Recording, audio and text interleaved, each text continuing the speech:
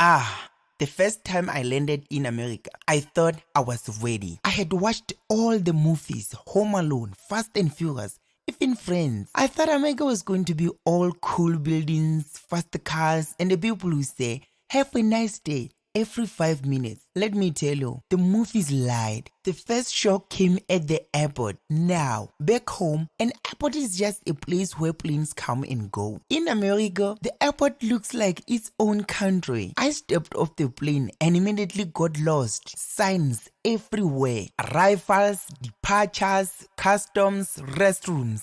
And then there is this machine that scans your face. And I stood there smiling like I was taking a selfie. The officer says, "No smiling." I'm like, then why does the machine look like a camera? Then came immigration. Oh, those immigration officers don't play. The guy looked at me like I was carrying a secret for the CIA. He goes, "Why are you here?" I say, "Tourism." He says, "What kind of tourism?" Now, I don't know what to say. I'm like, "The normal kind." He stares at me for a moment and then says, "Welcome to America." I wanted to say, "Thanks for the stress." When I finally stepped outside, the cold hit me. Nobody told me about American winters. It felt like someone slapped me with ice. My hand froze instantly. I started talking to myself. Okay, just walk fast, stay warm. But I couldn't feel my face. My nose stopped working and my ears were so cold. I thought they were about to fall off. I started wondering, do people in America come with extra insulation? Then I saw the cars.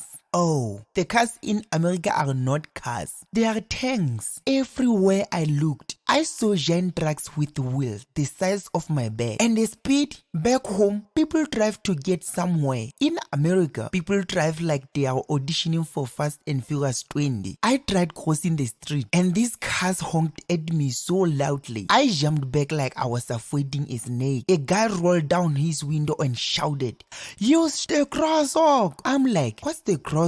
After surviving the streets, I decided to get food. I had heard so much about American burgers, so I went to this fancy looking place. I ordered a burger, fries, and a soda. When they brought it out, I thought they gave me a wrong order. The burger was the size of my head. The fries came in a bucket, and the soda looked like a small swimming pool. I asked the waiter, "Excuse me, is this for one person?" He just nodded and said, "Enjoy." Enjoy? I needed a letter to eat that burger. But the real adventure started at the supermarket. Back home, supermarkets are small. A few easels, some bread, some vegetables, and maybe a cashier who greets you. In America, oh no. I walked into this place called Walmart. It was like a small country. There was a whole section just for cereal. I counted at least 50 types of cereal. Chocolate, honey, fruits, marshmallows. I'm standing there thinking, why do Americans have so many breakfast options? Then I saw a lady pushing a cart with enough food to feed a football team. She looked at my little basket and said, "Is that all you are getting?"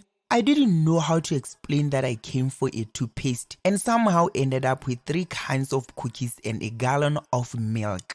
And don't get me started on tipping. Nobody tells you this before you visit. In America, you have to tip for everything. At the restaurant, the waiter brings my bill. And at the bottom, it says suggested tip 15% to 20%. I'm looking at it like, why don't they just add it to the bills? Why is this my job? But you cannot skip it. I once tried and the waiter gave me a look like I had just stolen his car. By the end of the day, I was exhausted. My feet hurt from walking. My wallet was crying because everything is so expensive. And my brain was dried up from trying to figure out American culture. But you know what? I kind of loved it. America is like that one friend who is loud, chaotic, and always doing so much. But they make life interesting. Next time, though, I'm bringing a translator for the menus, a GPS for the streets, and a scarf because clearly my face isn't built for American winters.